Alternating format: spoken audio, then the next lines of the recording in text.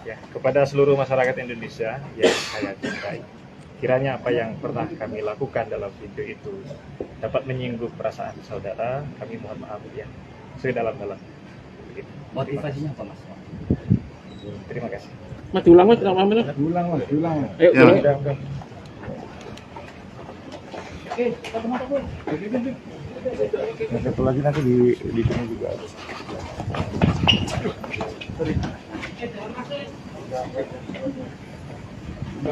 Jadi selamat pagi rekan-rekan semua.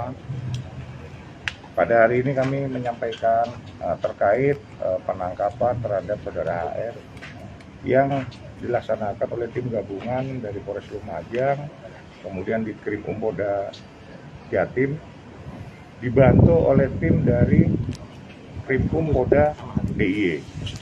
Jadi saudara HR berhasil diamankan di daerah Bantul tadi malam sekitar pukul 22.30. Kemudian setelah dilakukan koordinasi, kami bawa ke Polda Jatim dan tadi pagi sekitar jam 4.30 sampai di Polda Jatim.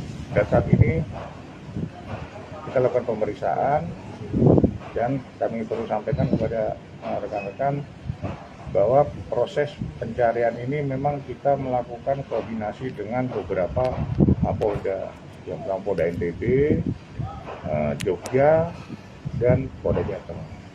Ini yang mulai perlu kami sampaikan. Dan untuk konstruksi hukumnya, perkenaan pasal yang akan dikenakan adalah pasal 156 dan 158 KUHP. Ya. Kemudian untuk proses pemeriksaan dilaksanakan di Polda Jatim. statusnya sendiri, Dan? Ya, Statusnya, Dan? ya sudah sebagai tersangka. Itu di Bantul rumahnya atau tempat persembunyian ya? Ya, Yang di Bantul itu tempat kediamannya yang bersangkutan.